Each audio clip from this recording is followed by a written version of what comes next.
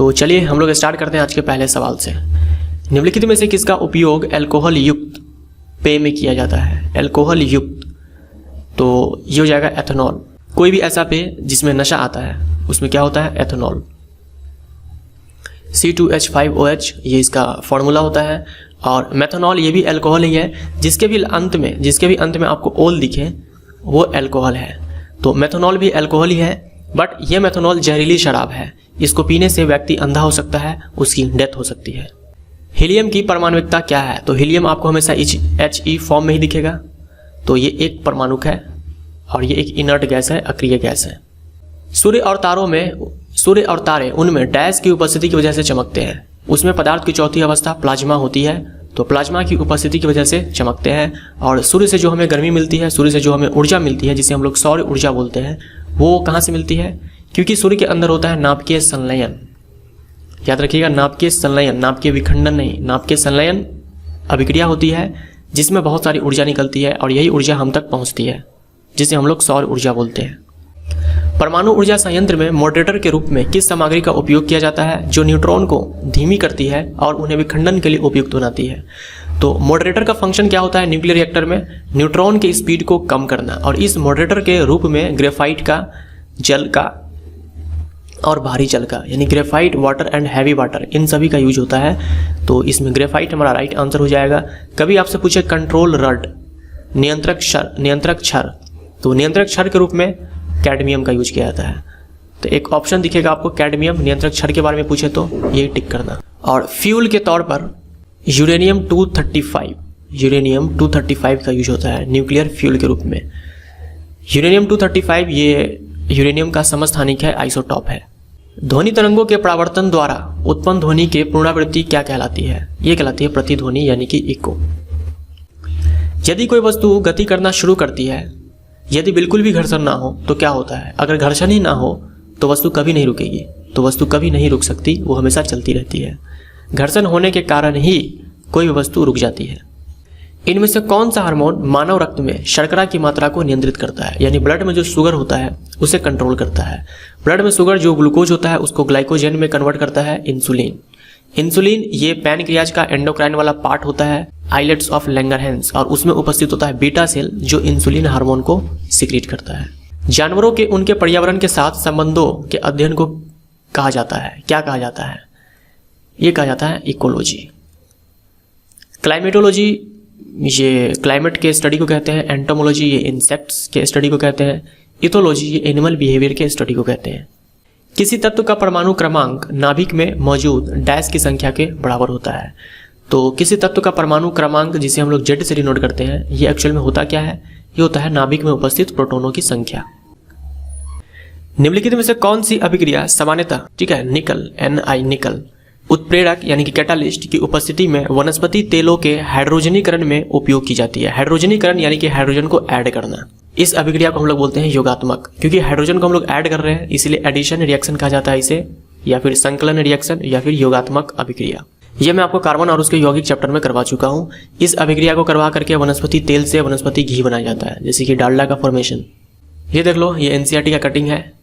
निकल उत्प्रेरक का उपयोग करके साधारणतः वनस्पति तेलों के हाइड्रोजनीकरण में इस अभिक्रिया का उपयोग होता है। वनस्पति तेल में क्या होता है? वनस्पति तेल में होता है लंबी असंतृप्त कार्बन श्रृंखलाएं। असंतृप्त कार्बन श्रृंखलाएं यानी कि ऐसा कार्बन चैन जिसमें डबल बॉन्ड हो, ट्रिपल बॉन्ड हो, ये सब प्रेजेंट हो। जैसे यहाँ देखो, ये एक असंतृप्त हाइड्रोकार्बन है, डबल बॉन्ड प्रेजेंट है। यहाँ एडिशन रिएक्शन करवाया गया, योगात्मक अभिक्रिया करवाया गया, कैटालिस्ट के तौर पर निकल को रखा गया है यहाँ पे, और यहाँ से देखो हाइड्रोजन इसमें ऐड हो गया। पहले यहाँ पे हाइड्रोजन नहीं था, अब 2 हाइड्रोजन यहाँ पर आकर के चिपक गया है और डबल बॉन्ड सिंगल बॉन्ड में कन्वर्ट हो चुका है। यानी कि पहले ये असंतृप्त था, अनसैचुरेटेड था, अब ये संतृप्त हो गया और यहाँ हाइड्रोजन को ऐड किया गया, इसीलिए इसे योगात्मक अभिक्रिया कहा जाता है। एडिशन को हिंदी में योग बोलते हैं, तो इसीलिए योगात्मक अभिक्रिया। जो वनस्पति तेल होता है, वनस्पति तेल, उसमें असंतृप्त कार्बन श्रृंखलाएं होती है, और जो जंतु वसा होता है, एनिमल फैट्स होते हैं, उसमें संतृप्त कार्बन श्रृंखलाएं होती है। यानी ऐसी कार्बन श्रृंखलाएं जिसमें सिर्फ एकल आबंध होगा, सिर्फ सिंगल बाउंड होगा, कोई डबल बाउंड ट्रिपल बाउंड नहीं होगा। लेंथेनाइट्स और एक्टेनाइट्स को डैश भी कहा जाता है। ये है लेंथेनाइट और ये है एक्टेनाइट। ये लेंथेनाइट हम लोग बोलते हैं 58 से 71 तक के एलिमेंट को, और एक्टेनाइड बोलते हैं 90 से 103 एटॉमिक नंबर वाले एलिमेंट तक को। और ये लैंथेनाइड और एक्टेनाइड ये दोनों ही आते हैं एफ ब्लॉक में, एफ ब्लॉक में, और इसे कहा जाता है आंतरिक संक्रामक तत्व, आंतरिक संक्रामक तत्व, इनर ट्रांजिशन एलिमेंट। अब एक महत्वपूर्ण बात, लैंथेनाइड हम लोग क्यों बोलते हैं, एक्टेनाइड हम क्यों बोलते हैं इन सारे एलिमेंट्स को, जैसे 51 से लेकर के 71, इसलिए बोलते हैं क्योंकि इन सभी का जो प्रॉपर्टी है, गुणधर्म है, ये लैंथेनम से मिलता है। लैंथेनम जिसका सिंबल La होता है और एटॉमिक नंबर 57 होता है, ये इंपॉर्टेंट है, आपको ध्यान में रखना है। लैंथेनम का एटॉमिक नंबर 57 होता है, और एटॉमिक नंबर 90 से लेकर के 103 तक का जो एलिमेंट है, उन सभी का प्रॉपर्टी ये एक्टीनियम से मिलता है। एक्टीनियम जिसका सिंबल Ac होता है और एटॉमिक नंबर होता है 89। तो इन सभी का प्रॉपर्टीज, एटॉमिक नंबर 90 से लेकर के 103 तक के जो एलिमेंट्स हैं, इन सभी का प्रॉपर्टीज एक्टीनियम से मिलता है, इसीलिए हम लोग इसे एक्टेनाइड बोलते हैं। लेकिन आपको ध्यान यहाँ पर यह रखना है कि ये लैंथेनम और ये एक्टीनियम ये डी ब्लॉक का एलिमेंट है, जबकि सारे लैंथेनाइड और एक्टेनाइड एफ ब्लॉक के अंदर आते हैं। डी ब्लॉक के एलिमेंट को हम लोग बोलते हैं संक्रामक तत्व, ट्रांजिशन एलिमेंट। ट्रांजिशन एलिमेंट बोल दो या फिर ट्रांजिशन मेटल बोल दो, क्योंकि सारे डी ब्लॉक के एलिमेंट वो मेटल ही होते हैं। ये लैंथेनाइड ये आवर्त 6 में आते हैं, और ये एक्टेनाइड सारे के सारे ये आवर्त 7 में आते हैं। तो ये कुछ बातें हैं जो आपको ध्यान में रखना है, यहाँ से एग्जाम में सवाल खूब पूछे जाते हैं। एटॉमिक नंबर आपको ध्यान में रखना है लैंथेनम और एक्टीनियम दोनों का। ध्वनि तरंग का आयाम किस पर निर्भर करता है? ध्वनि तरंग का आयाम निर्भर करता है वस्तु को कंपन कराने के लिए प्रयुक्त बल। जितना ज़्यादा बल लगेगा उस पर उतना ही ज़्यादा आयाम होगा, और जितना ज़्यादा आयाम होगा लाउडनेस उतना ही ज़्यादा होगा। निम्नलिखित में से कौन सा क्षार नहीं है?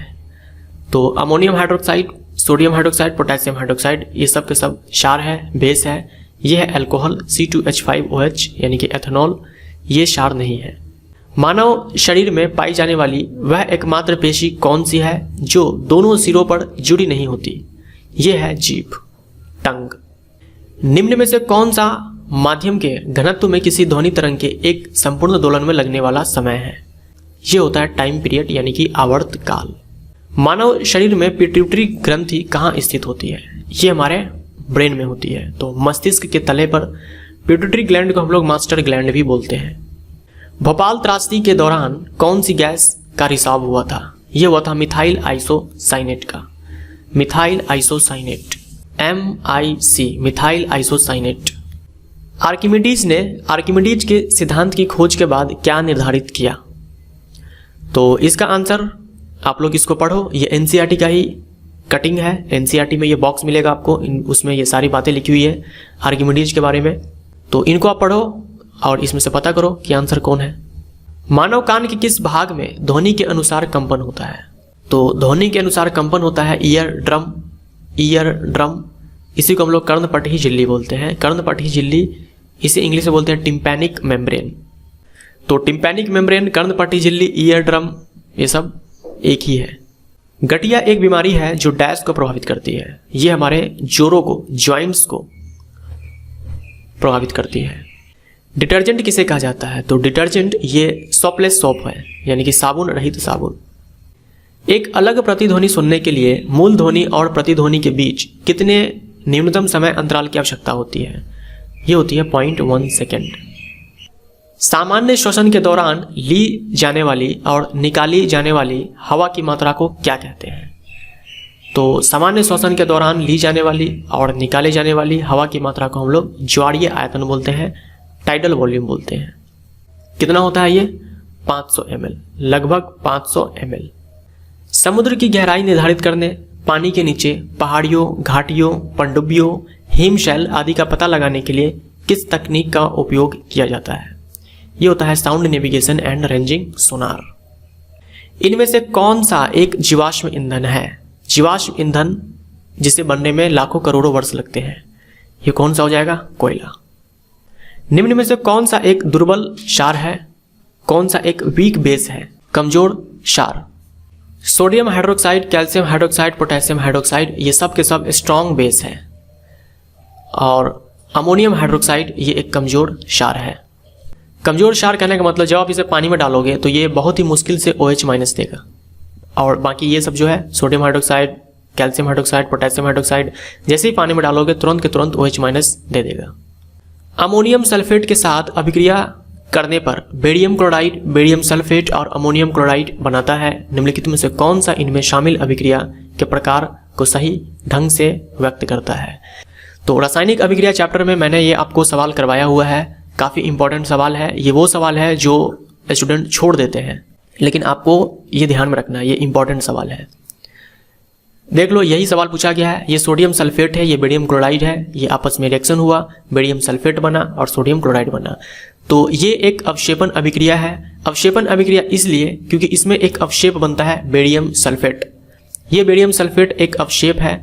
अवक्षेप कहने का मतलब ये हुआ कि ये जल में नहीं घुलेगा, ये जल में नहीं घुलेगा।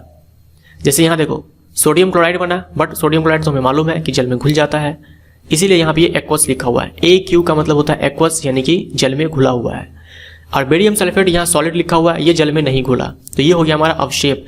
ये जो बेरियम सल्फेट अवक्षेप है ये वाइट होता है, वाइट कलर का, तो ये वाइट PPT है। PPT यानी कि प्रेसिपिटेट, और ये अभिक्रिया है अवक्षेपण अभिक्रिया। एक चीज और, इस अभिक्रिया को आप द्विव विस्थापन अभिक्रिया भी बोल सकते हैं। एक होता है एकल विस्थापन अभिक्रिया, ये है द्विव विस्थापन अभिक्रिया, इसमें आयंस का एक्सचेंज होता है। सोडियम सल्फेट में ये हो गया हमारा कैटायन और ये हो गया एनायन। बेरियम क्लोराइड में ये हो गया कैटायन, ये हो गया एनायन। अब यहाँ आयंस का एक्सचेंज हो जाएगा, इसका कैटायन इसके एनायन के साथ चला जाएगा, तो यहाँ देखो बन चुका है NaCl, और इसका एनायन इसके कैटायन के साथ चला जाएगा, तो यहाँ बन गया बेरियम सल्फेट। तो एक ही अभिक्रिया का एक से ज़्यादा नाम हो सकता है, तो ये अवक्षेपण अभिक्रिया भी है और द्विव विस्थापन अभिक्रिया भी है। ये जो रिएक्शन है आप इसे एज इट इज रट लो, इसी तरह से अच्छे से इसको याद कर लो। Sodium sulphate plus barium chloride, barium sulphate plus sodium chloride, जिसमें बेरियम सल्फेट है व्हाइट PPT, और ये एक अवक्षेपण अभिक्रिया भी है, साथ में द्विव विस्थापन अभिक्रिया भी है। निम्नलिखित में से कौन सा कुनैन का एक स्रोत है? तो ये हो जाएगा सिनकोना। सिनकोना के पेड़ से कुनैन को प्राप्त किया जाता है। हाइड्रोजन के समस्थानिक ड्यूटेरियम में डैश होते हैं। हाइड्रोजन के 3 समस्थानिक कौन कौन? 1H1, 1H2 और 1H3। इसे हम लोग बोलते हैं प्रोटियम, इसे ड्यूटेरियम और इसे ट्रिटियम। इसमें देख लो नंबर ऑफ न्यूट्रॉन्स कितने हैं, इसमें 0, इसमें 1, ऊपर वाले में से नीचे वाले को माइनस कर दो, और इसमें 2। प्रोटॉन्स जो आपको नीचे दिख रहा है सब में बराबर ही होगा, और इलेक्ट्रॉन्स तो इसमें 1 प्रोटॉन, जितने प्रोटॉन उतने इलेक्ट्रॉन, तो इसमें 1, इसमें 1 और इसमें भी 1। तो हमसे पूछा है ड्यूटेरियम में, ड्यूटेरियम में 1 प्रोटॉन, 1 इलेक्ट्रॉन और 1 न्यूट्रॉन। 1 प्रोटॉन और 1 न्यूट्रॉन इसका राइट आंसर होगा।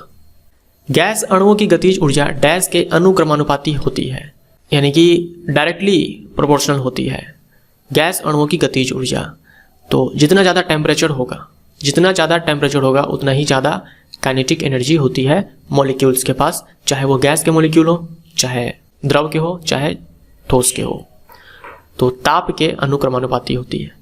विटामिन सी का प्राकृतिक स्रोत इनमें से कौन सा है?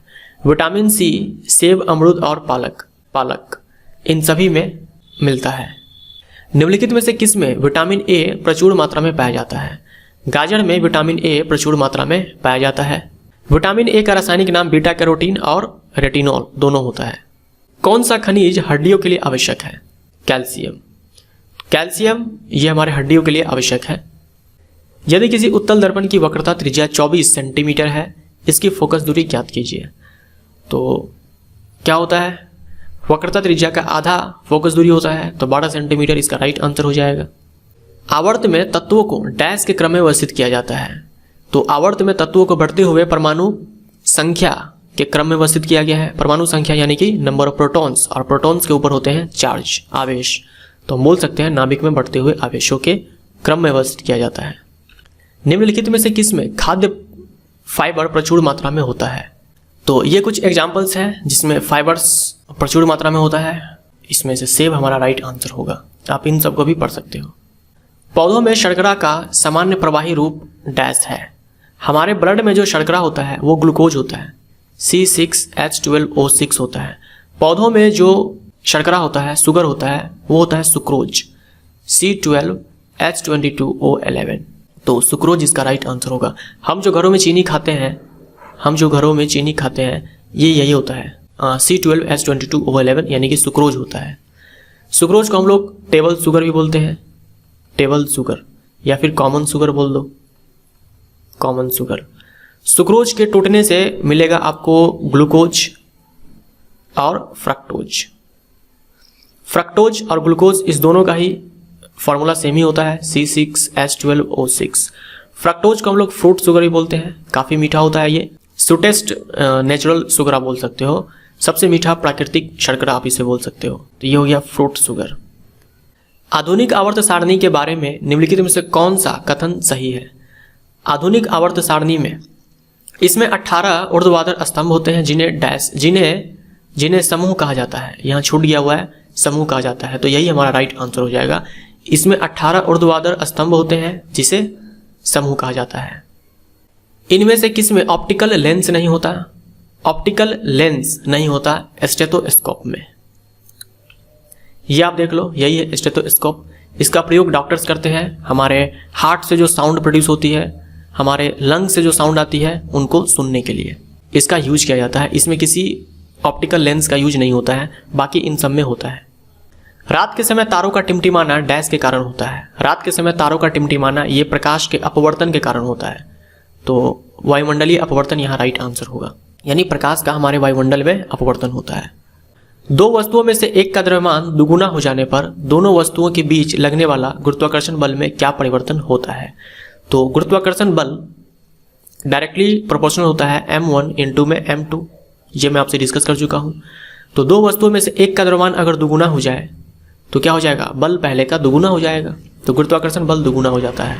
अगर दोनों को हम डबल कर देते हैं, दोनों वस्तुओं में से यहाँ एक का द्रव्यमान दुगुना हुआ है, अगर दोनों का दुगुना हो जाए तो ये भी 2 टाइम्स, ये भी 2 टाइम्स, टोटल 4 टाइम्स इंक्रीज कर जाता है ग्रेविटेशनल फोर्स। बट यहाँ एक ही को किया गया है, तो दुगुना होगा हमारा राइट आंसर। डैश एक यौन संचालित जानलेवा बीमारी है, क्या हो जाएगा ये? एड्स। धातुओं और अम्ल के साथ अभिक्रिया करने पर कौन सी गैस उत्पन्न होती है? जब भी धातु किसी अम्ल के साथ अभिक्रिया करती है तो हाइड्रोजन गैस उत्पन्न होती है, और जब भी कोई धातु के कार्बोनेट या फिर बाइकार्बोनेट अम्ल से अभिक्रिया करते हैं तो कार्बन डाइऑक्साइड गैस उत्पन्न होती है। कभी पूछे कौन सी गैस है जिसके पास अगर हम जलती हुई माचिस की तीली ले जाएं तो वो बुझ जाएगी? तो गैस होती है कार्बन डाइऑक्साइड। कार्बन डाइऑक्साइड आपको पता होगा आग बुझाने में काम आती है, और वही ऑक्सीजन है जो आग लगाने में हेल्प करती है। निम्नलिखित में से कौन सा एक फलीदार पौधा है? तो इन सभी में फलीदार पौधा हो जाएगा पी, मटर। बैसिली एक जीवाणु है जो डैश होते हैं। बैसिली एक जीवाणु है जो देख लो आप, इसका शेप क्या है? छड़नुमा, यानी कि रॉड शेप है ये, तो ए इसका राइट आंसर हो जाएगा, छड़नुमा। निम्नलिखित में से किस में अपेक्षाकृत उच्च प्रतिरोध होता है और परिपथ में धारा को कम करने के लिए उपयोग किया जाता है? इसका सिंबल होता है कुछ इस प्रकार से, ये हो जाएगा प्रतिरोध। कारों, ट्रकों और बुलडोजरों के टायरों में ट्रेड क्यों बनाए जाते हैं? इस तरह का आप लोग गड्ढा देखते होंगे टायर में, इसे कहा जाता है ट्रेड। तो ये बनाया जाता है ताकि टायर और सड़क के बीच में अच्छी पकड़ रहे और जो टायर है वो फिसले ना, तो घर्षण को बढ़ाने और सड़क पर बेहतर पकड़ प्रदान करने के लिए। निम्नलिखित में से कौन से तत्व को SI प्रतीक द्वारा दर्शाया जाता है? ये क्या होता है? सिलिकॉन होता है। वेग में परिवर्तन के दर को क्या कहते हैं? वेग में परिवर्तन के दर को त्वरण कहा जाता है। इसमें से किस चिकित्सीय उपकरण में आमतौर पर एक धातु की सुई लगी होती है? क्या होता है ये? सिरिंज में। सल्फर और क्लोरीन जैसी अधातुएं आवर्त सारणी में डैश पाई जाती है। सल्फर और क्लोरीन दोनों के दोनों अधातु है, और जो भी अधातु है वो हमारे आवर्त सारणी में दाईं ओर है। बाईं ओर और बीच में आपको मिलेगा सिर्फ धातु, और सारे अधातु ये आपको दाईं ओर मिलेगा, तो दाईं ओर इसका राइट आंसर होगा। निम्नलिखित में से किसका उपयोग अस्पतालों में घावों और रोगाणुनाशक के लिए एक एंटीसेप्टिक के रूप में किया जाता है? ये हो जाएगा इथाइल अल्कोहल, यानी कि एथेनॉल। C2H5OH, इसी को एथेनॉल बोलते हैं, इसी को इथाइल अल्कोहल बोलते हैं। निम्न कथनों में से कौन सा गलत है? उत्तल लेंस की फोकस दूरी धनात्मक होती है। उत्तल लेंस की फोकस दूरी धनात्मक होती है, ये हमारा सही है। अवतल लेंस की फोकस दूरी ऋणात्मक होती है, ये भी सही है। प्रकाशीय केंद्र के दाईं ओर की माप धनात्मक होती है। जैसे अगर ये हमारा उत्तल लेंस है, ये ऑप्टिकल सेंटर है, तो इस तरफ अगर हम दूरी मापने चलते हैं तो वो नेगेटिव होता है, और इस तरफ दूरी मापने चलते हैं तो वो पॉजिटिव होता है। तो दाईं ओर यहाँ बोला गया है दाईं ओर की माप धनात्मक होती है, ये तो सही है। प्रकाशीय केंद्र के बाईं ओर की सभी माप धनात्मक है, ये गलत हो जाएगा। तो केवल 4 ये गलत है। लोटनिक घर्षण एवं सर्पी घर्षण की तुलना कीजिए। जब हम किसी वस्तु को लुढ़काते हैं, ठीक है, रोलिंग करते हैं, उस समय जो घर्षण काम करता है उसे हम लोटनिक घर्षण बोलते हैं। और जब हम किसी वस्तु को स्लाइड करते हैं, घसीटते हैं, उस समय जो घर्षण काम करता है उसे हम लोग सर्पी घर्षण बोलते हैं। तो हमेशा वस्तु को लुढ़का करके ले जाना ज़्यादा आसान होता है उसको घसीट करके ले जाने की तुलना में। ऐसा इसलिए क्योंकि लोटनिक घर्षण सर्पी घर्षण से कम होता है। इनमें से कौन सा कथन सत्य नहीं है? प्रोटीन ताप से प्रवाहित नहीं है, ये तो गलत हो जाएगा, यानी कि यही हमारा राइट आंसर हो जाएगा।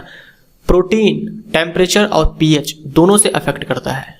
पीलिया यानी कि जॉन्डिस डैश की एक बीमारी है, ये लीवर की एक बीमारी है। पीलिया होने पर हमारे स्किन के नीचे बिलिरुबिन नाम का पिगमेंट, एक पीला कलर का वर्णक जमा हो जाता है, जिसके कारण पीलिया में बॉडी पीला पड़ जाता है। निम्नलिखित में से कौन सी अभिक्रिया ऊष्माशोषी अभिक्रिया का एक उदाहरण है? ऊष्माशोषी यानी जिसमें ऊष्मा चाहिए, ठीक है, जिसमें ऊष्मा चाहिए, ये हो जाएगा फेरस सल्फेट का अपघटन। ये सवाल भी आपके लिए काफ़ी ज़्यादा इंपॉर्टेंट है, ये इसको आपको ध्यान में रखना है अच्छे से। इस रिएक्शन को आप ऐसे ही रट लो। फेरस सल्फेट FeSO4.7H2O, यह है फेरस सल्फेट, बट इसमें देख लो वाटर मॉलिक्यूल ऐड है, 7 पानी के अणु हैं जो कि इसके साथ जुड़ा हुआ है। इसे हम लोग ग्रीन विट्रॉल बोलते हैं। ग्रीन विट्रॉल यहाँ आप देख रहे हो ग्रीन कलर का है। जब इस फेरस सल्फेट को गर्म किया जाएगा तब ये वाटर यहाँ से रिमूव हो जाएगा, जो वाटर मॉलिक्यूल्स है यहाँ से खत्म हो जाएगा, जैसा आप यहाँ पे देख रहे हो। खत्म होने के बाद इसका कलर चेंज नहीं होगा, कलर पहले कुछ ज़्यादा ही ग्रीन था, अब थोड़ा हल्का ग्रीन हो जाएगा, थोड़ा सा लाइट हो जाएगा, बट रहेगा ये ग्रीन ही।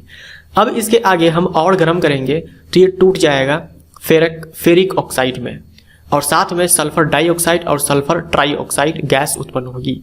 इंपॉर्टेंट है, अच्छे से ध्यान में रखना। फेरस सल्फेट के अपघटन से sulphur dioxide sulphur trioxide gas उत्पन्न होती है, और साथ में फेरिक ऑक्साइड का सॉलिड बनता है, ठोस बनता है।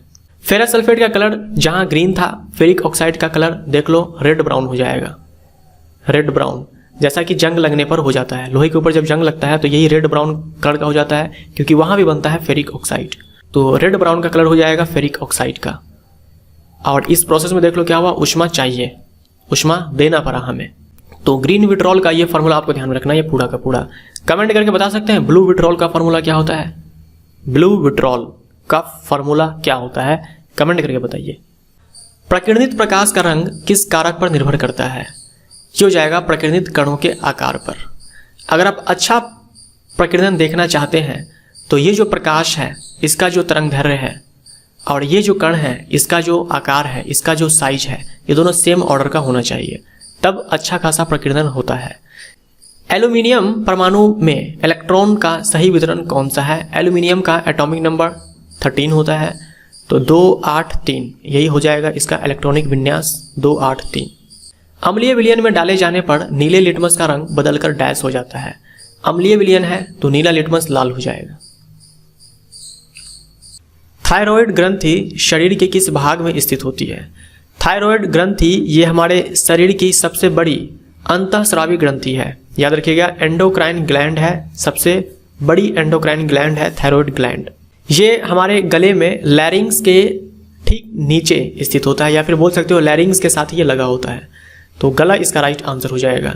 थायराइड ग्रंथि ये थायरोक्सिन नामक हार्मोन को बनाता है, और इसको प्रॉपर तरीके से काम करने के लिए चाहिए होता है आयोडीन।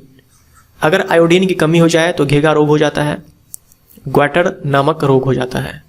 निम्नलिखित में से कौन सी बीमारी संक्रामक नहीं है? ये हो जाएगा आर्थराइटिस यानी कि गठिया। मानव की आंख में मौजूद प्राकृतिक लेंस किस प्रकार का होता है? ये कौन सा लेंस होता है? उत्तल लेंस। निम्नलिखित में से कौन सा एक रासायनिक परिवर्तन है? लोहे में जंग लगना एक रासायनिक परिवर्तन है। विद्युत धारा का सूत्र वाट बटे में समय है, यानी कि बटे में समय, ऊपर क्या होगा यही आपसे पूछा गया है। तो न्यूमरेटर में क्या हो जाएगा, ये Q हो जाएगा, यानी कि आवेश। Q/T को हम लोग I बोलते हैं। अपवर्तन के नियम के अनुसार आपतित किरण, अपवर्तित किरण और आपतन बिंदु पर दो पारदर्शी माध्यमों के इंटरफेस पर लंब के बारे में क्या कहा जाता है। ये सभी के सभी एक ही तल में होते हैं, याद ही होगा आपको अपवर्तन का नियम। और दूसरा एक और होता है स्नेल का नियम। सौर ऊर्जा कहाँ से प्राप्त होती है। अब ये सवाल पूछ करके आपका तो इंसल्ट किया जा रहा है। सौर ऊर्जा कहाँ से प्राप्त होती है, सबको पता है, सूर्य से प्राप्त होती है। भूपर्पटी में सर्वाधिक प्रचुर मात्रा में पाई जाने वाली धातु कौन सी है। अब आपसे सवाल में पूछा है कि धातु कौन सी है, अगर पूछता तत्व कौन सी है, हम आंसर करते ऑक्सीजन। हमसे पूछा है धातु कौन सी है, मेटल कौन सी है, ये हो जाएगा एल्यूमिनियम। पुतली डैश का एक हिस्सा है, पुतली ये हमारे आंखों का एक हिस्सा है। गुर्दे और पित्ताशय में पथरी का पता लगाने के लिए किस चिकित्सा तकनीक का उपयोग किया जाता है, जिसका उपयोग गर्भ अवस्था के दौरान भ्रूण की जांच के लिए भी किया जाता है। क्या होता है ये, अल्ट्रासोनोग्राफी। अल्ट्रासोनोग्राफी, इसमें अल्ट्रासोनिक साउंड का यूज किया जाता है।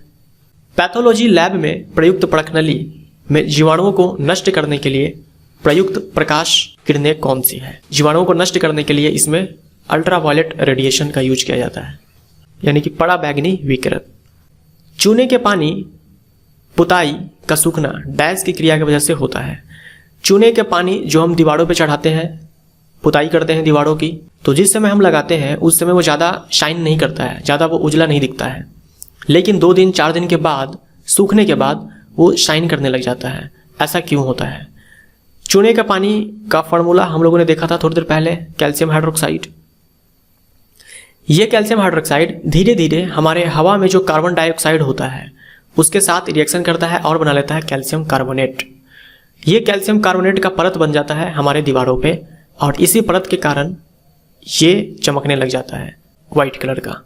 तो वायु में मौजूद कार्बन डाइऑक्साइड, बी इसका राइट आंसर होगा। डैश हीमोग्लोबिन में मौजूद प्रोटीन है। हीमोग्लोबिन में ये ग्लोबिन प्रोटीन मौजूद होता है, तो ग्लोबिन इसका राइट आंसर होगा। और हीमोग्लोबिन का वो हिस्सा जिसमें आयरन होता है उसे हीम कहा जाता है। परमाणु रासायनिक रूप से जुड़कर डैश बन जाते हैं, तो परमाणु रासायनिक रूप से जुड़ करके अणु बन जाते हैं। दाब का एसआई मात्रक पूछा है। दाब होता है बल बटे में क्षेत्रफल, तो न्यूटन पर मीटर स्क्वायर, इसी को हम लोग पास्कल बोलते हैं, तो पास्कल इसका राइट आंसर होगा। कौन सा पोषक तत्व भंजन के पश्चात अधिकतम ऊर्जा प्रदान करता है। कौन सा पोषक तत्व टूटने पर अधिक ऊर्जा प्रदान करता है। तो कार्बोहाइड्रेट के बारे में तो आपको पता ही है, ऊर्जा प्रदान करता है। वसा के बारे में भी पता है, बट वसा और कार्बोहाइड्रेट में वसा जीत जाएगा। वसा टूटने पर अधिक ऊर्जा प्रदान करता है कार्बोहाइड्रेट की तुलना में।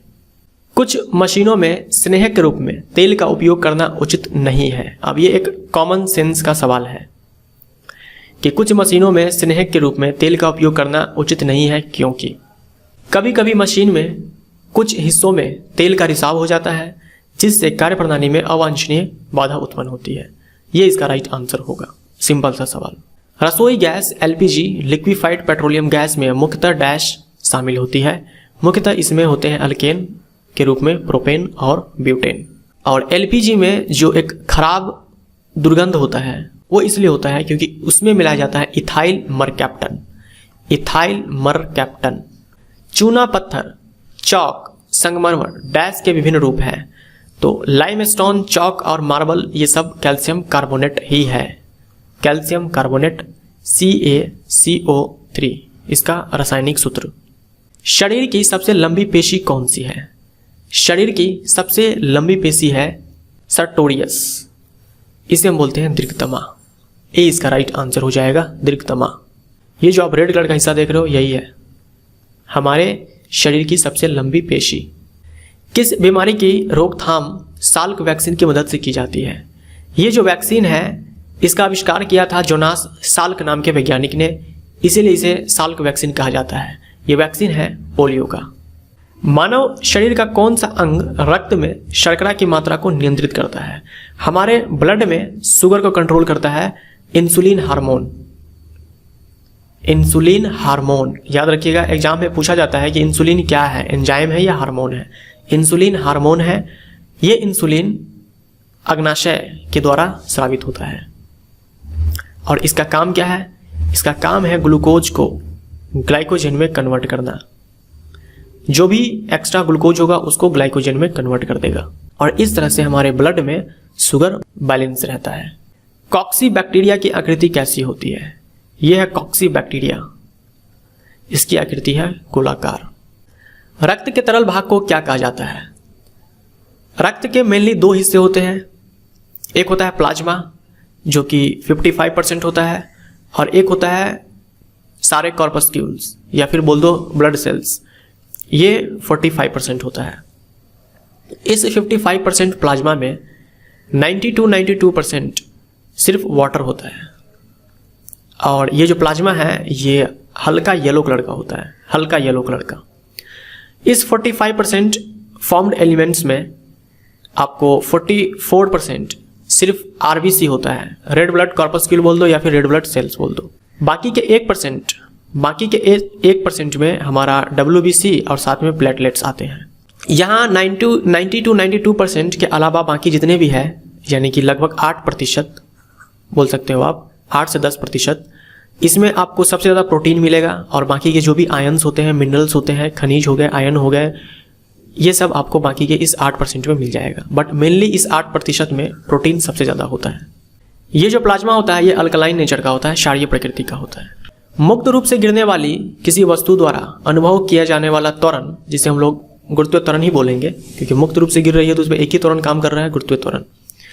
तो ये गुरुत्वीय त्वरण वस्तु के द्रव्यमान से स्वतंत्र होती है। पोटेशियम निम्नलिखित में से किस तत्व परिवार से संबंधित है?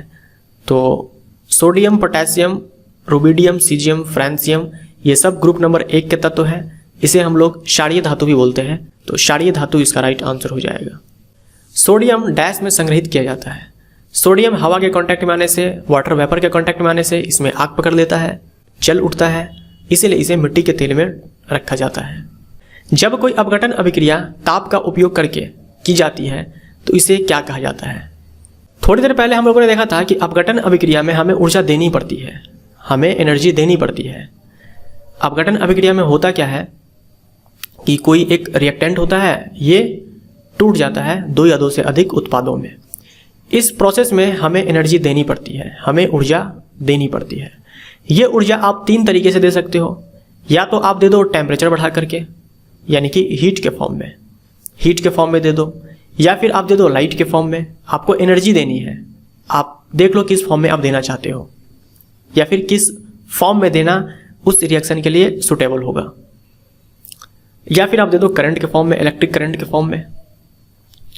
अगर आप हीट के फॉर्म में देते हो, टेम्परेचर बढ़ाते हो, जैसे कि हम लोगों ने देखा था थोड़ी देर पहले फेरस सल्फेट के अपघटन से ferric oxide, sulphur dioxide, sulphur trioxide, उसमें हम लोगों ने गर्म किया था, टेम्परेचर को बढ़ाया था, वो था तापीय अपघटन।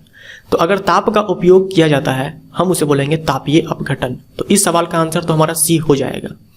मान लो अगर लाइट के फॉर्म में हम देते हैं, जैसे कि सिल्वर ब्रोमाइड है, इसको अगर हम सनलाइट देते हैं तो ये सिल्वर और ब्रोमीन में टूट जाएगा, तो इसे हम बोलेंगे प्रकाशीय अपघटन अभिक्रिया।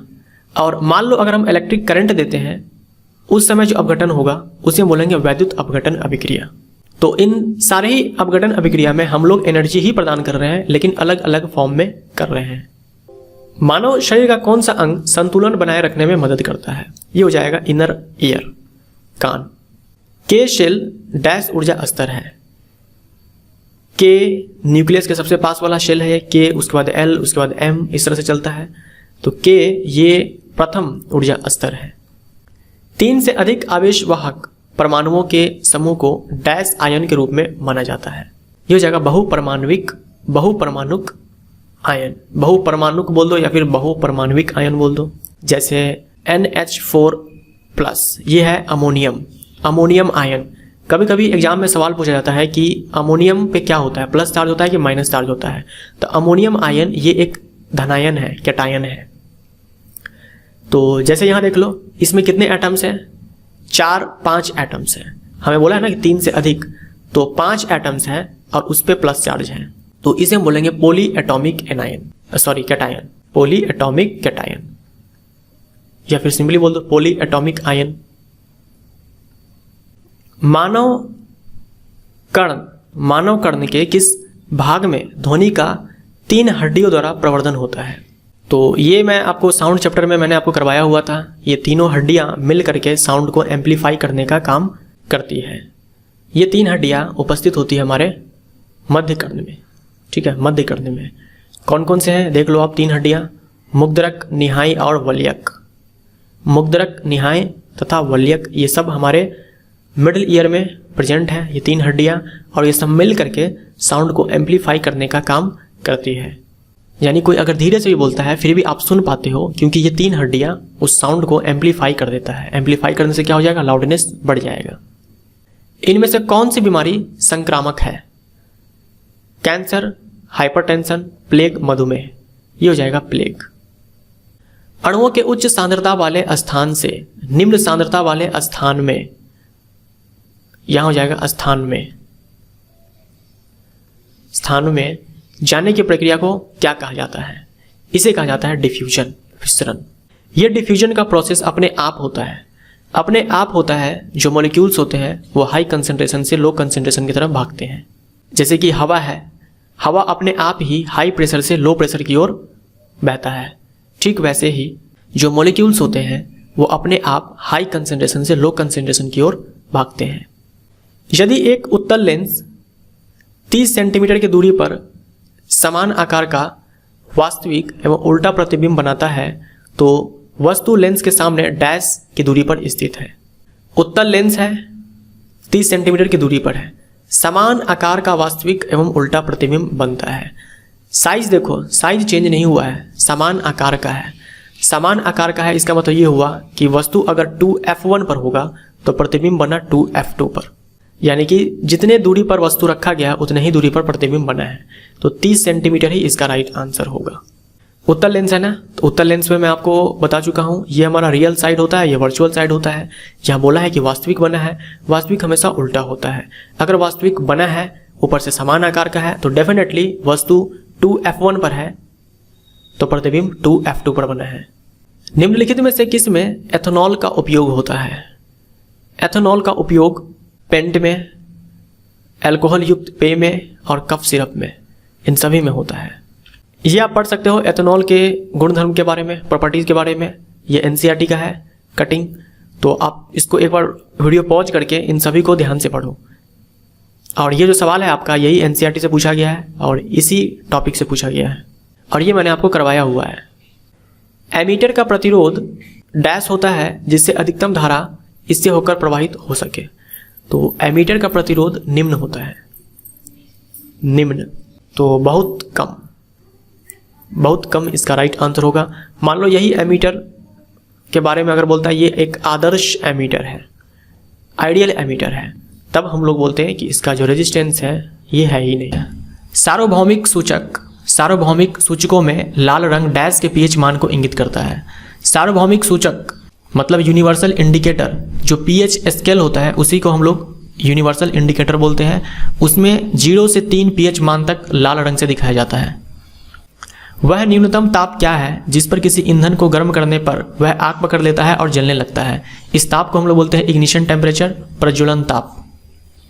यदि किसी ध्वनि तरंग की आवृत्ति 100 हर्ट्ज है तो इसका आवर्तकाल ज्ञात कीजिए। आवर्तकाल यानी कि टाइम पीरियड, ये फ्रीक्वेंसी का उल्टा होता है। तो 1/100 डालेंगे तो ये 0.01 सेकेंड हमारा राइट आंसर आएगा। आवृत्ति का एसआई मात्रक होता है हर्ट्ज और आवर्तकाल का सेकेंड। निम्नलिखित में से कौन सी बीमारी फेफड़े की बीमारी है? यह है तपेदिक यानी कि ट्यूबरक्लोसिस। किसी परिपथ में बहने वाली धारा को मापने के लिए एमीटर को कैसे जोड़ा जाता है? एमीटर जो कि करंट मापता है इसे श्रेणी में जोड़ा जाता है, वहीं वोल्ट मीटर जो कि विभवांतर मापता है उसे समानांतर में जोड़ा जाता है। नाइट्रोजन गैस का रासायनिक प्रतीक क्या है? इन 4 ऑप्शंस को देखो, हमारा राइट आंसर कौन हो जाएगा? N2। नाइट्रोजन एक डाई एटॉमिक मॉलिक्यूल है। किस प्रक्रिया के कारण इत्र की गंध हमारे नाक तक जल्दी से पहुंच जाती है? यह प्रोसेस है डिफ्यूजन यानी कि विसरण। तो डी इसका राइट आंसर हो जाएगा। ये एक रिएक्शन दिया गया है और ये पूछा है किसका उदाहरण है। मैग्नीज डाइऑक्साइड से देखो ऑक्सीजन छोड़ करके चला गया, ऑक्सीजन छोड़कर चला गया और यहाँ मैग्नीज डाइक्लोराइड है। तो ऑक्सीजन का छोड़कर जाना ये होता है रिडक्शन यानी कि अपचयन। और यहाँ देखो हाइड्रोजन क्लोराइड से, हाइड्रोक्लोरिक एसिड से हाइड्रोजन छोड़कर चला गया और यहाँ क्लोरीन बचा है। तो ऑक्सीजन का छोड़कर जाना रिडक्शन और हाइड्रोजन का छोड़कर जाना ऑक्सीडेशन यानी कि उपचयन। तो एक ही रिएक्शन में अपचयन भी हो उपचयन भी हो उसे बोलते हैं रेडॉक्स रिएक्शन। बी इसका राइट आंसर होगा। या फिर आप ऑक्सीकरण संख्या निकाल कर चेक कर सकते हो। यहाँ मैग्नीज पड़ा है +4 ऑक्सीडेशन स्टेट, यहाँ मैग्नीज है +2 ऑक्सीडेशन स्टेट में। तो मैग्नीज का देखो यहाँ हो गया रिडक्शन। वहीं क्लोरीन का यहाँ ऑक्सीडेशन स्टेट -1 है तो यहाँ 0 है। यहाँ देखो ऑक्सीकरण संख्या बढ़ गया, ये हो गया ऑक्सीडेशन। तो एक ही रिएक्शन में ऑक्सीडेशन रिडक्शन दोनों हो वो होता है रेडॉक्स रिएक्शन। पहली क्षार धातु निम्नलिखित में से कौन सी है। क्षार धातु हम लोग बोलते हैं ग्रुप नंबर 1 के तत्व को। इसमें है lithium, sodium, potassium, rubidium, caesium और फ्रांसियम। तो पहली क्षार धातु है लिथियम। विद्युत स्विच की मरम्मत करते समय इलेक्ट्रीशियन को रबर के दस्ताने क्यों पहनने चाहिए। क्यों पहनने चाहिए? बिजली के झटके से बचने के लिए। जीवाश्म ईंधन के जलने से वातावरण में कार्बन डाइऑक्साइड की मात्रा में वृद्धि हुई है और इसके कारण होने वाले हानिकारक प्रभाव का क्या नाम है। यह प्रभाव है ग्रीन हाउस प्रभाव, green house effect. Green house gas कौन कौन से हैं? जैसे कि मीथेन हो गया, कार्बन डाइऑक्साइड हो गया, नाइट्रस ऑक्साइड हो गया। यह है नाइट्रस ऑक्साइड जिसे हम लोग लाफिंग गैस भी बोलते हैं। उसके बाद वाटर वेपर हो गया यानी कि जलवाष्प हो गया, और ओजोन। उसके बाद क्लोरोफ्लोरोकार्बन। ये सब ग्रीन हाउस गैसेज हैं। जूल प्रति कूलम की इकाई क्या है? जूल प्रति कूलम की इकाई क्या है? तो जूल प्रति कूलम होता क्या है?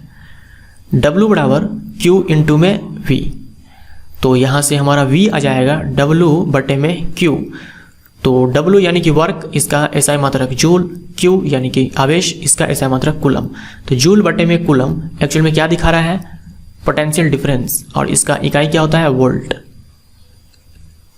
तो वोल्ट इसका राइट आंसर हो जाएगा। इंसुलिन किसे विनियमित करता है? इंसुलिन किसे कंट्रोल करता है? इंसुलिन ब्लड शुगर को कंट्रोल करता है। गोलीय दर्पण के ध्रुव P से मुख्य फोकस F की दूरी को क्या कहा जाता है? तो ध्रुव से फोकस के बीच की दूरी को हम लोग फोकस दूरी बोलते हैं। इसे स्मॉल f से डिनोट करते हैं। हाइड्रोफोबिया किसके कारण होता है? हाइड्रोफोबिया यानी कि पानी से डर लगना। तो ये रैबीज का लक्षण है। रैबीज जो कि जानवरों के काटने से होता है, खास करके कुत्ते के काटने से रैबीज हो जाता है। तो जिसमें भी रैबीज होता है उसे पानी से डर लगता है। यदि किसी ध्वनि तरंग का आवर्तकाल 0.02 सेकेंड है तो उसकी आवृत्ति क्या है? अभी थोड़ी देर पहले हम लोगों ने आवर्तकाल निकाला था। अब इसमें आवृत्ति दे रखा है और आवर्तकाल दे रखा है और आवृत्ति पूछा है। तो टाइम पीरियड और फ्रीक्वेंसी ये एक दूसरे का उल्टा होता है। तो यहाँ से हमारा फ्रीक्वेंसी आ जाएगा 1/T। यह आ जाएगा हमारा 50 हर्ट्ज। कौन सा जीव 2 टुकड़ों में कट जाने के बाद फिर से बढ़ जाता है? यह है अर्थवर्म, केंचुआ। रक्त डैश प्रकार का एक ऊतक का उदाहरण है। रक्त, ब्लड एक लिक्विड कनेक्टिव टिश्यू है। तो संयोजी ऊतक इसका राइट आंसर होगा। त्वचीय श्वसन डैश होता है। त्वचीय श्वसन यानी कि क्यूटिकल रेस्पिरेशन, ये किस में होता है? केंचुओं में होता है, अर्थवर्म में। और इंसानों में और पक्षियों में ये लंग्स के थ्रू होता है, पल्मोनरी रेस्पिरेशन। मछलियों में ये गिल्स के थ्रू होता है। सामान्य जुकाम के इलाज के लिए किस विटामिन का उपयोग किया जाता है? ये विटामिन सी है। विटामिन सी, इसके कमी से स्कर्वी नामक रोग हो जाता है। और विटामिन सी का रासायनिक नाम है एस्कॉर्बिक एसिड। विटामिन बी और सी ये जल में घुलनशील है, वाटर सोल्यूबल है। बाकी के सारे विटामिन ए, डी, ई, के ये सब फैट सोल्यूबल है, वसा में घुलनशील है। बेरिलियम काफ़ी हद तक डैश के समान है। बेरिलियम काफ़ी हद तक एल्यूमिनियम के समान है। ये जो सवाल है ये +1 +2 में पढ़ना होता है हमें, क्लास 10th में ये नहीं है। एनसीईआरटी में तो नहीं दे रखा है। ये सवाल है हमारा डायगोनल रिलेशनशिप पे। हमें ये तो मालूम है कि एक ग्रुप में जितने भी तत्व होते हैं उन सब का जो प्रॉपर्टीज है वो लगभग एक समान होती है। एक ग्रुप के अंदर सारे जो तत्व उपस्थित होते हैं उन सब की प्रॉपर्टीज लगभग समान होती है। लेकिन ये डायगोनल रिलेशनशिप ये दिखाता है, जैसे यहाँ देखो ग्रुप 1 में आता है लिथियम और ग्रुप 2 में आता है मैग्नीशियम। ये अलग अलग ग्रुप के हैं, फिर भी इन दोनों का प्रॉपर्टी सिमिलर है। इसी तरह से ग्रुप 2 में है बेरिलियम और ग्रुप 13 में है एल्यूमिनियम, फिर भी ये दोनों एक दूसरे से सिमिलर है। और इसी तरह से बोरोन और सिलिकॉन, जो कि बोरोन ग्रुप नंबर 13 का तत्व है और सिलिकॉन ग्रुप नंबर 14 का तत्व है। तो इन सब का प्रॉपर्टी सिमिलर है और हर ये दो एक दूसरे के डायगोनली प्लेस्ड है, इसीलिए इसे कहा था डायगोनल रिलेशनशिप। तो आपको ध्यान में रखना है, लिथियम मैग्नीशियम के साथ, बेरिलियम एल्यूमिनियम के साथ, बोरोन सिलिकॉन के साथ डायगोनल रिलेशनशिप दिखाता है। ठीक है, तो ये आपके लिए महत्वपूर्ण है, वेरी वेरी इंपॉर्टेंट है। भोजन में खट्टा स्वाद लाने के लिए इनमें से किसका उपयोग किया जाता है? इनमें से किसका उपयोग करेंगे आप? इमली का। रदरफोर्ड परमाणु मॉडल डैश का वर्णन नहीं करता। रदरफोर्ड परमाणु मॉडल ये परमाणु के अस्थायित्व का वर्णन नहीं करता। परमाणुओं के अस्थायित्व यानी कि स्टेबिलिटी ऑफ एटम। इनमें से किस कीट के दांत होते हैं? इनमें से ततैयों एवं भौरों के दांत होते हैं। इलेक्ट्रिक आयरन का हीटिंग एलिमेंट बनाने के लिए निम्नलिखित में से किस पदार्थ का उपयोग किया जाता है? यह है नाइक्रोम। ये एक मिश्र धातु है, इसकी प्रतिरोधकता उच्च होती है और ये निकल क्रोमियम मैग्नीज आयरन का मिश्र धातु है। एक ही तत्व या विभिन्न तत्वों के परमाणु मिलकर डैश बनाते हैं, क्या बनाएंगे? ये molecule. Sodium magnesium aluminium silicon phosphorus sulphur chlorine argon आधुनिक आवर्त सारणी के डैश आवर्त से संबंधित है। ये आवर्त 3 के तत्व हैं। आवर्त 3 तक तो आपको कम से कम याद होना ही चाहिए। जो पहला आवर्त है उसमें 2 ही तत्व हैं, हाइड्रोजन और हीलियम। दूसरे आवर्त में आपको मिलेगा लिथियम, बेरिलियम, इसके बाद boron, carbon, nitrogen, oxygen, fluorine, neon, ये मिलेगा। और तीसरे आवर्त में आपको ये सारे मिलेंगे। आप इसको याद रख सकते हैं आसानी से। पहले में 2 है तो आप इजीली याद रख पाओगे, हाइड्रोजन और हीलियम। दूसरे में देखो लीबे बकनो फने, लीबे बकनो फने, lithium beryllium boron carbon, nitrogen oxygen, fluorine, neon. और तीसरे में देख लो नमक अलसी पस्कलर, नमक अलसी पस्कलर, sodium magnesium aluminium silicon phosphorus sulphur chlorine argon. तो कम से कम 3 आवर्त तक आपको याद होना चाहिए। पानी में अम्ल का विलयन बनाने का सही तरीका क्या है? पानी और अम्ल का मिलना ये एक ऊष्माक्षेपी अभिक्रिया होता है, एक्सोथर्मिक रिएक्शन होता है। इसमें बहुत सारी हीट निकलती है, ऊष्मा निकलती है, इसीलिए ये ज़्यादा घातक साबित ना हो, ज़्यादा खतरनाक साबित ना हो, इसीलिए हमेशा पानी में अम्ल मिलाना चाहिए। पानी में अम्ल मिलाना चाहिए, ना कि अम्ल में पानी मिलाना चाहिए। 1 किलोवाट डैश शक्ति के बराबर होती है। वाट, किलोवाट ये सब शक्ति का ऐसा मात्रक है। 1 किलोवाट ये 1000 वाट के बराबर होता है।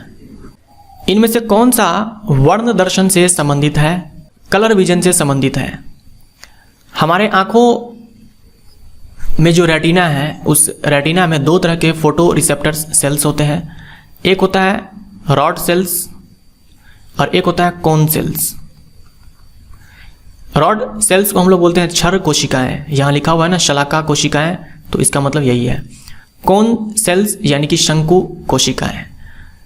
कोन सेल्स के कारण हम लोग कलर को सेंस कर पाते हैं, ठीक है। और रॉड सेल्स के कारण हम लोग डिम लाइट में देख पाते हैं, जहाँ रोशनी कम होती है वहाँ भी हम वस्तुओं को देख पाते हैं, क्योंकि हमारे रेटिना में होते हैं रॉड सेल्स।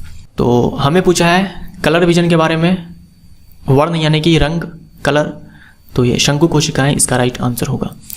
रेटिना पे ही एक जगह होता है ऑप्टिक डिस्क, इस पे कोई भी इमेज नहीं बनता। रेटिना पे क्या होता है? इमेज का फॉर्मेशन होता है, इमेज बनता है, बट रेटिना का ही ये हिस्सा होता है ऑप्टिक डिस्क, जहाँ पे कोई भी इमेज नहीं बनता। इसे हम लोग ब्लाइंड स्पॉट भी बोलते हैं, ब्लाइंड स्पॉट। निम्न फूलदार पौधों में से कौन सी लता है? कौन सी लता है? यह है गुड़हल यानी कि हिबिस्कस। डैश अमाशय रस में पाया जाने वाला एंजाइम है, तो अमाशय रस में मिलता है पेप्सिन। पेप्सिन जो कि प्रोटीन को पेप्टोन्स में तोड़ता है। गोलीय दर्पण द्वारा प्रकाश के परावर्तन के दौरान किस चिन्ह परिपाटी का पालन किया जाता है? यह न्यू कार्टेशियन साइन कन्वेंशन, नवीन कार्तीय चिन्ह परिपाटी। किसी रासायनिक समीकरण को संतुलित कहा जाता है यदि, यहाँ डी ऑप्शन छूट गया है, टाइपिंग मिस्टेक है यहाँ पे। बट हमारा आंसर यहाँ देखो ए होगा, चाहे डी जो भी हो, हमारा राइट आंसर ए होगा। दोनों पक्षों में परमाणुओं की संख्या समान होती है। दोनों पक्षों कहने का मतलब एक रिएक्टेंट साइड होता है और दूसरा प्रोडक्ट साइड होता है। एक जिधर अभिकारक होता है, दूसरा जिधर उत्पाद होता है। तो अभिकारक के तरफ जितने भी परमाणु होंगे उतने ही परमाणु उत्पाद की तरफ भी होंगे, तो हम कहेंगे कि ये समीकरण संतुलित है। विभवांतर को स्थिर रखते हुए एक परिपथ का प्रतिरोध आधा कर दिया जाए तो धारा पर क्या प्रभाव होगा। V इज इक्वल टू होता है I इंटू में R। V यानी कि विभवांतर, I यानी कि धारा, R यानी कि प्रतिरोध। हमें इसे चेंज नहीं करना है, इसे नियत रखना है, इसे कांस्टेंट रखना है। बट यहाँ प्रतिरोध को आधा किया गया है, तो अगर आप इसको नियत रखना चाहते हो तो जिस रेट से आप एक को बढ़ाओगे दूसरे को उसी रेट से कम करना पड़ेगा।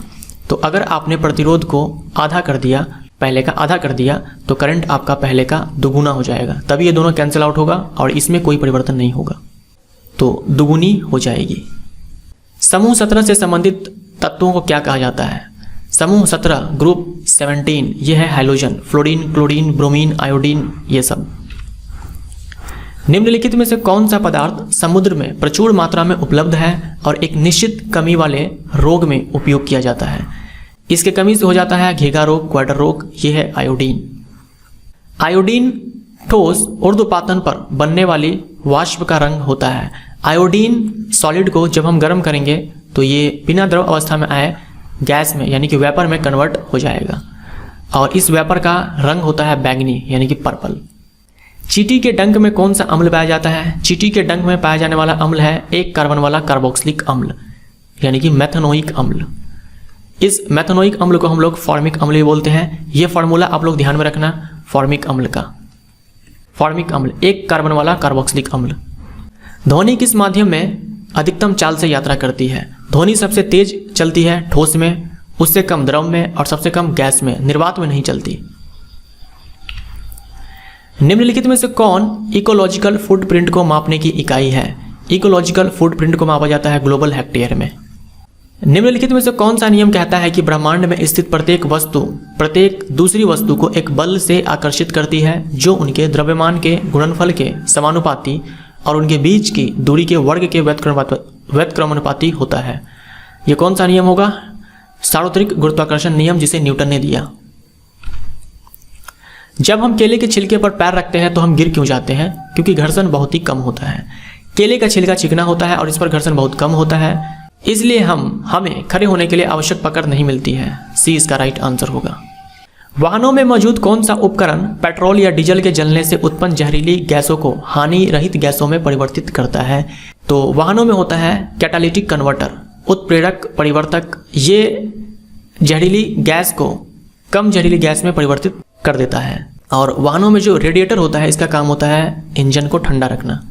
एक औसत वयस्क मानव में निम्न में से किसकी लंबाई लगभग 23 फीट होती है।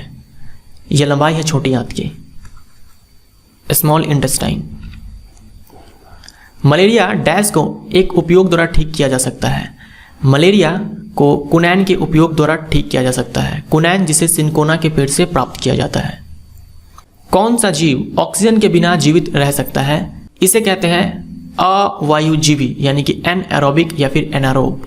इसे जिंदा रहने के लिए ऑक्सीजन नहीं चाहिए। जैसे आपने सुना होगा एनारोबिक बैक्टीरिया, एरोबिक बैक्टीरिया। ऐसे बैक्टीरिया जिसे ऑक्सीजन नहीं चाहिए उसे बोलते हैं anaerobic bacteria. Diabetes mellitus. Diabetes mellitus को ही हम लोग सिंपली डायबिटीज बोलते हैं, बट पूरा नाम डायबिटीज मेलेटिस होता है। तो इसे नियंत्रित करने के लिए आइलेट्स ऑफ लैंगरहैंस जो कि पैनक्रियाज का पार्ट है, इसके द्वारा किस हार्मोन का उत्पादन किया जाता है। ये कौन सा हार्मोन है। इंसुलिन। इंसुलिन जो कि ग्लूकोज को ग्लाइकोजन में कन्वर्ट करता है। ध्वनि किसी भी माध्यम में डैश के रूप में संचारित होती है। ये संपीड़न और विर्दन के रूप में संचारित होती है। संपीड़न वो स्थान होता है जहाँ पे डेंसिटी और प्रेशर, दाब और घनत्व दोनों ही मैक्सिमम होता है। और वहीं अगर हम रेयर फ्रैक्शन की बात करें विर्दन वाले जगह पे, यहाँ पे डेंसिटी और प्रेशर, घनत्व और दाब ये दोनों मिनिमम होता है।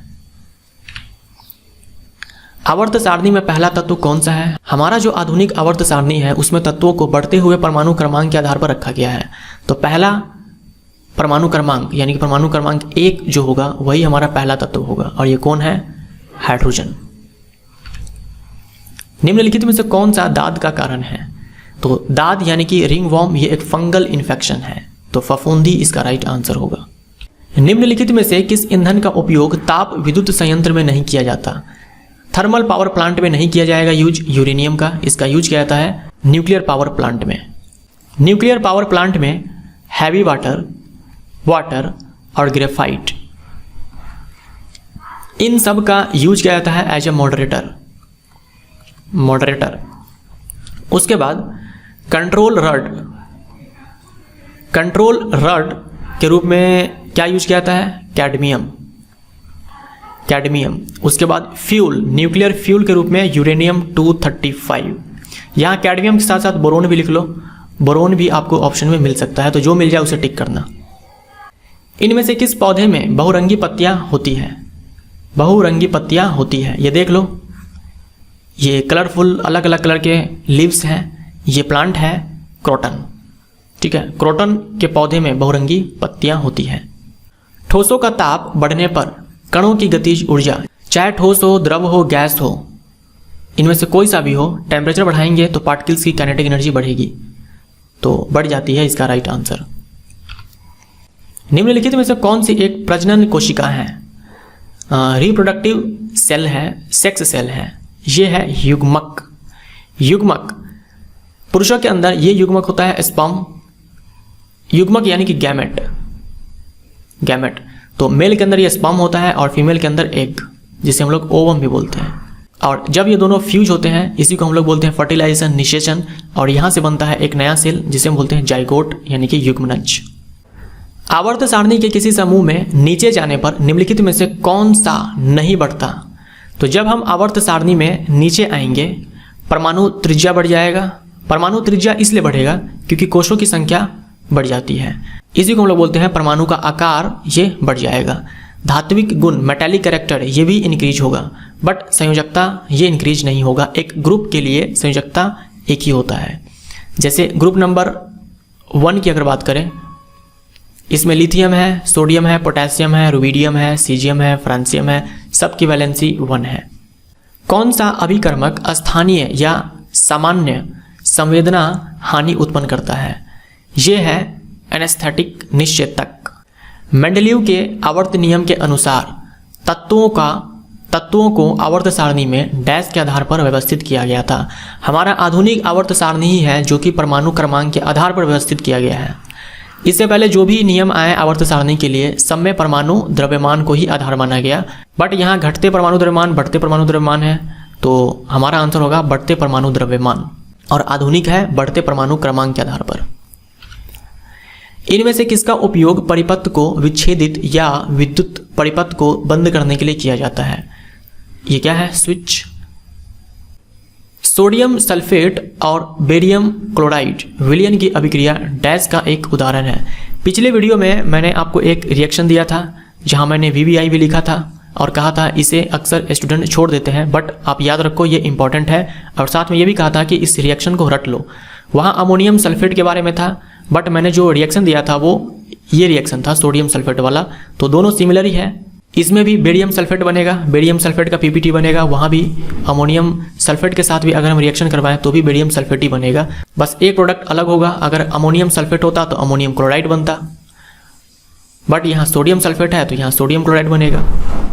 और ये बेरियम सल्फेट के बारे में मैंने आपको बताया था कि ये श्वेत रंग का अवशेप है, यानी कि वाइट PPT है, वाइट प्रेसिपिटेट है, और क्योंकि यहाँ प्रेसिपिटेट बना इसीलिए इसे प्रेसिपिटेशन रिएक्शन बोलते हैं, अवक्षेपण अभिक्रिया बोलते हैं। लेकिन साथ में मैंने आपको यह भी बताया था कि ये एक द्विविस्थापन अभिक्रिया भी है, क्योंकि यहाँ आयन का एक्सचेंज होता है। अब यहाँ आपको अवक्षेपण नहीं दे रखा है ऑप्शन में, आपको दे रखा है द्विविस्थापन अभिक्रिया, तो सी हमारा राइट आंसर होगा। तो ये रिएक्शन आप ध्यान में रखो, Na2SO4 प्लस BaCl2, यहाँ से हमारा बन जाएगा वाइट PPT बेरियम सल्फेट का, ये सॉलिड हो गया, और इसके बाद यहाँ NaCl। अगर यहाँ मान लो अमोनियम क्लोराइड होता, अमोनियम सल्फेट होता, फॉर एग्जांपल यहाँ अमोनियम सल्फेट होता NH4SO4, तो और यहाँ BaCl2, तो यहाँ यही बनता, यहाँ भी वाइट PPT बनता, और यहाँ हमारा बन जाता NH4Cl, NH4 का होल ट्वाइस। तो ये एक अवक्षेपण अभिक्रिया भी है और साथ में डबल डिस्प्लेसमेंट रिएक्शन भी है, द्विविस्थापन अभिक्रिया भी है। यहाँ लिख लो एक्वस। गोलीय दर्पण की अवधारणा क्या है? क्योंकि यहाँ दर्पण है तो प्रकाश का परावर्तन, अगर लेंस होता तो प्रकाश का अपवर्तन होता। निम्नलिखित में से कौन सा नियम यह दर्शाता है कि स्थिर ताप पर किसी धातु के तार से बहने वाली विद्युत धारा I उसके सिरों के बीच विभवांतर V के अनुक्रमानुपाती होती है, यानी कि डायरेक्टली प्रोपोर्शनल होती है। ये हो जाएगा हमारा ओम का नियम। ओम का नियम V डायरेक्टली I के। बोर्ड की कक्षाओं को स्थिर क्यों कहा जाता है? क्योंकि उनमें मौजूद इलेक्ट्रॉनों में निश्चित ऊर्जा होती है। निश्चित ऊर्जा होती है।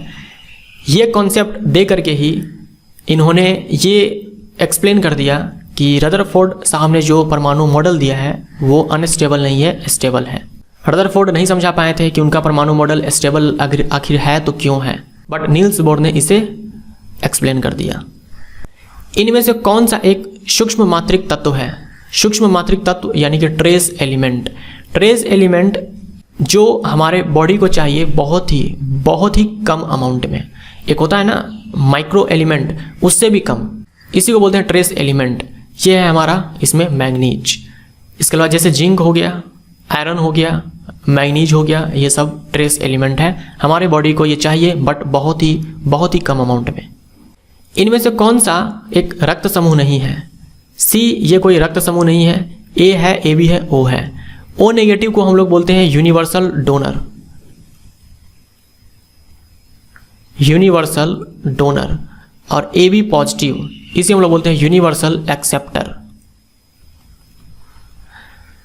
अगर मान लो एग्जाम में RH फैक्टर के साथ दे, जैसे कि O पॉजिटिव रहे, O नेगेटिव रहे, दोनों रहे, O पॉजिटिव भी रहे, नेगेटिव रहे, और आपसे पूछ दे यूनिवर्सल डोनर कौन है, तब आप आंसर इसको टिक करोगे। मान लो ये ना रहे, सिर्फ O रहे, जैसे यहाँ दे रखा है, यहाँ अगर पूछ देता कि कौन सा यूनिवर्सल डोनर है तो हम लोग O को टिक करते हैं। लेकिन RH फैक्टर के साथ अगर आए तो आप O नेगेटिव को टिक करना, और सेम हो जाएगा हमारा एक्सेप्टर के लिए। सर्वग्राही अगर पूछ दे कि कौन सा सर्वग्राही रक्त समूह है, तो अगर RH फैक्टर के साथ आए तो आप AB पॉजिटिव को टिक करोगे, अगर RH फैक्टर के साथ नहीं आए तो सिर्फ AB को टिक कर देना।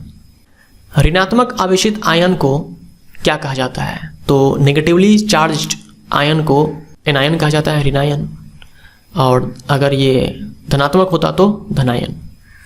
ध्वनि तरंग की घाटी को क्या कहा जाता है? ध्वनि तरंग का ग्राफ ये होता है, इसे बोलते हैं क्रेस्ट, इसे बोलते हैं ट्रफ।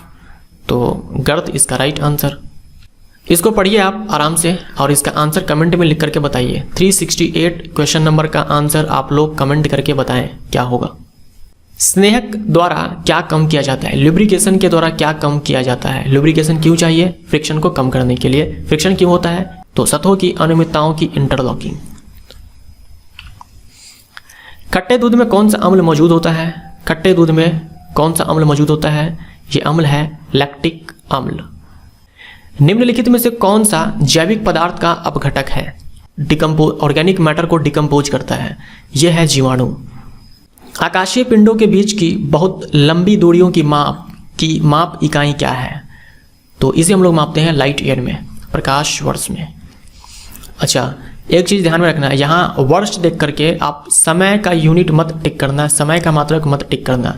प्रकाश वर्ष ये इकाई है दूरी की, ठीक है, दूरी की। कांसा डैश की मिश्र धातु है। कांसा ये कॉपर और टीन की मिश्र धातु है। टीन का सिंबल SN होता है, तो ये कॉपर और टीन की मिश्र धातु है, तांबा और टीन। वहीं अगर पीतल होता तो ये कॉपर और जिंक का मिश्र धातु होता। एक जलीय विलयन लाल लिटमस को नीला कर देता है। लाल को नीला कर दिया, मतलब ये जो जलीय विलयन है ये क्या है? क्षार है, यानी कि बेस है। निम्नलिखित में से किसका विलयन मिलाने से यह परिवर्तन निष्प्रभावी हो जाएगा? अब इसमें कौन सा, इस क्षार के साथ कौन सा विलयन डालें कि ये उदासीन हो जाए? क्षार के साथ हम लोग क्या डालेंगे? अम्ल डालेंगे, तो हाइड्रोक्लोरिक अम्ल इसका राइट आंसर होगा।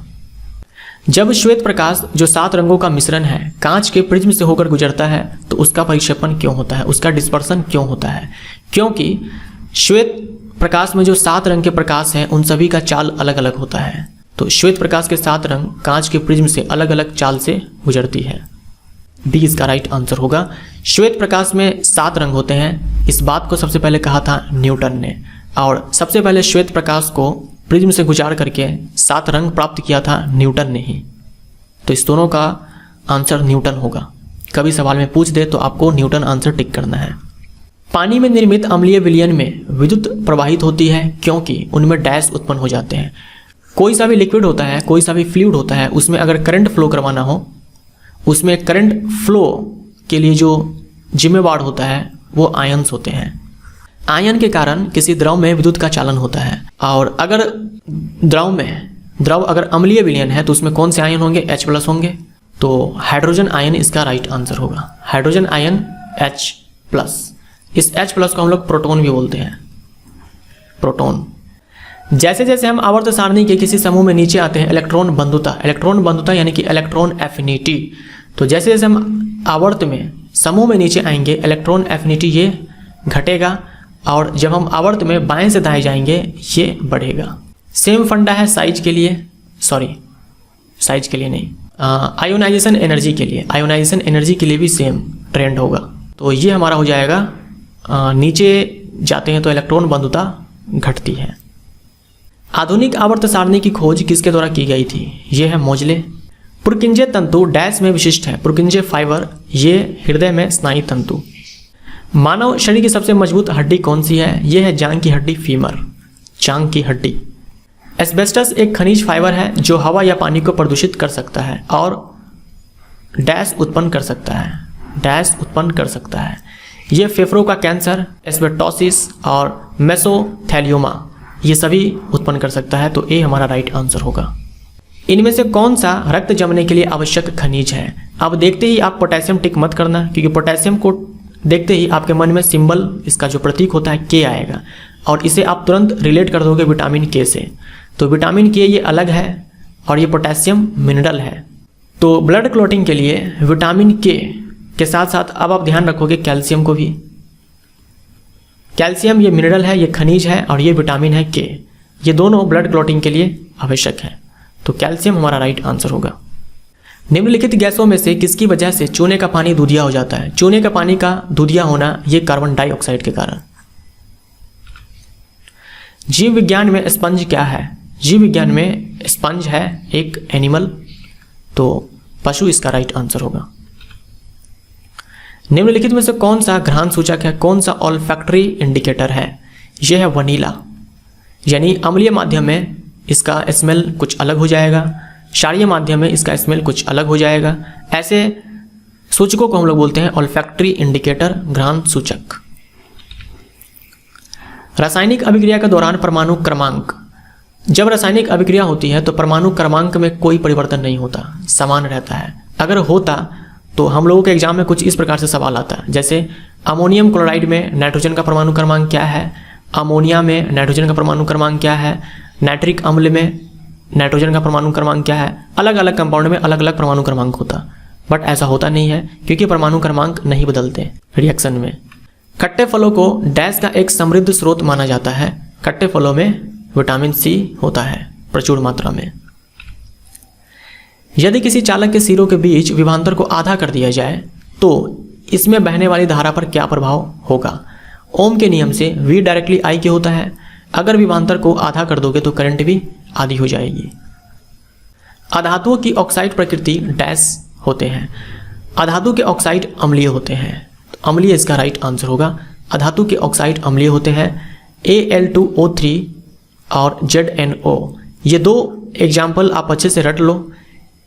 ये भी धातु के ऑक्साइड है। धातु के ऑक्साइड क्षारीय होते हैं, ये भी धातु के ऑक्साइड्स हैं, ये दोनों एल्यूमिनियम ऑक्साइड और जिंक ऑक्साइड। लेकिन ये ऑक्साइड्स अम्लीय भी है, एसिडिक भी है एंड बेसिक भी है, इसीलिए इसे हम लोग बोलते हैं एम्फोटेरिक ऑक्साइड्स। यही दो एग्जाम्पल आपके एग्जाम में पूछा जाएगा, अगर पूछा भी गया तो। इसके अलावा और भी होते हैं, बट ये दो ही है जो क्लास 10th में दे रखा है एनसीईआरटी में, और यहीं से एग्जाम में सवाल आता है। तो ये है उभयधर्मी ऑक्साइड्स जो कि अम्ल और क्षार दोनों के साथ अभिक्रिया करते हैं। पृथ्वी पर मौजूद सभी ऊर्जाओं का मुख्य स्रोत इनमें से कौन सा है? ये है सौर ऊर्जा, जो कि सूर्य से प्राप्त होता है। थ्योरी ऑफ नेचुरल सिलेक्शन, प्राकृतिक चयन का सिद्धांत किसके द्वारा प्रस्तावित किया गया था? थ्योरी ऑफ नेचुरल सिलेक्शन ये दिया चार्ल्स डार्विन ने। तो चार्ल्स डार्विन इसका राइट आंसर। यदि अभिकारक या उत्पाद डैश के रूप में मौजूद होता है तो शब्द यहाँ छूट गया है, शब्द ये लिखो स्मॉल a और स्मॉल q, AQ लिखा जाता है।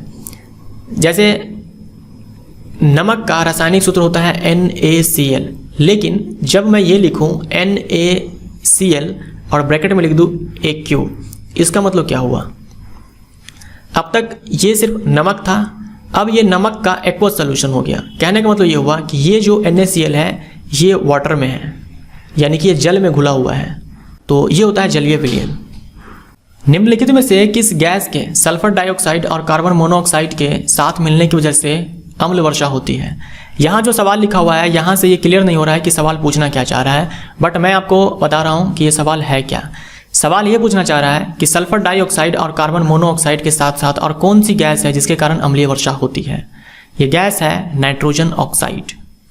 ठीक है, nitrogen oxide, carbon monoxide, sulphur dioxide, इन सभी की वजह से, इन सभी गैसों की वजह से अम्लीय वर्षा होती है, एसिड रेन होती है। यदि अवतल दर्पण से वस्तु दूरी u और प्रतिबिंब दूरी v दोनों ही -20 सेंटीमीटर है, यानी कि v और u ये सब क्या है -20 सेंटीमीटर, तथा वस्तु का आकार और प्रतिबिंब का आकार, वस्तु का आकार और प्रतिबिंब का आकार ये दोनों ही 4 सेंटीमीटर है, तो दर्पण की वक्रता त्रिज्या ज्ञात करें। देखिए अवतल दर्पण है, अवतल दर्पण, और हमें पता है दर्पण के केस में जहां वस्तु हो वहीं पे प्रतिबिंब बन जाना, या फिर बोल दो कि वस्तु के आकार का ही प्रतिबिंब बनना। ये कब होता है? जब वस्तु होता है वक्रता केंद्र पर। जब वस्तु वक्रता केंद्र पर होता है तो प्रतिबिंब भी वक्रता केंद्र पर ही बनता है, यानी जो हमारा प्रतिबिंब दूरी है, जो हमारा वस्तु दूरी है, वही हमारा वक्रता केंद्र है, क्योंकि वस्तु वक्रता केंद्र पर रखा हुआ है तो वस्तु दूरी वक्रता केंद्र के बराबर। तो कितना हो जाएगा ये? -20 सेंटीमीटर। कौन से जीव संक्रामक रोग के कारण होते हैं?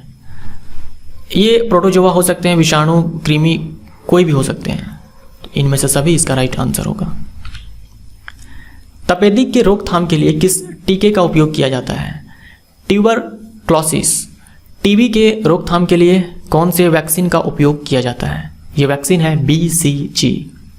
किसी ध्वनि तरंग की आवृत्ति, ये आवृत्ति को हम लोग न्यू से डिनोट करते हैं, न्यू, इस प्रकार से, और आवर्तकाल कैपिटल T के बीच क्या संबंध है? तो ये मैं आपको बता चुका हूँ, F = 1/T। इसी F को आप, यानी कि आवृत्ति के लिए हम लोग स्मॉल f भी लिखते हैं और ये न्यू भी लिखते हैं, तो न्यू = 1/T। निम्नलिखित में से कौन सा एक जल जनित रोग है, यानी कि जल से जन्म लेता है, दूषित जल के पीने से होता है, दूषित जल के सेवन से होता है? यह है हैजा, कोलेरा। किसी पदार्थ के एक मोल में मौजूद परमाणुओं या अणुओं या आयनों की संख्या को डैश कहा जाता है। एक मोल बराबर क्या होता है? एक मोल बराबर 6.022 इंटू 10⁻23। अब ये एटम्स भी हो सकते हैं, ये मॉलिक्यूल्स भी हो सकते हैं, ये आयन्स भी हो सकते हैं। कौन सा केस है ये देखना पड़ेगा। और ये जो नंबर है इसे हम लोग बोलते हैं एवोगाद्रो नंबर, तो एवोगाद्रो नंबर इसका राइट आंसर होगा। अगर आपके पास कुछ भी इतने नंबर के बराबर है, यानी आपके पास वो जो भी चीज़ है वो है 1 मोल के बराबर। किसी पदार्थ का अपवर्तनांक यानी कि रिफ्रैक्टिव इंडेक्स हवा में प्रकाश की चाल से किस प्रकार संबंधित है? तो जो हमारा म्यू होता है यानी कि रिफ्रैक्टिव इंडेक्स होता है, ये होता है C/V। C से हम लोग डिनोट करते हैं लाइट के स्पीड को, प्रकाश की चाल को, वो भी किस में? निर्वात में, निर्वात में या फिर बोल दो हवा में।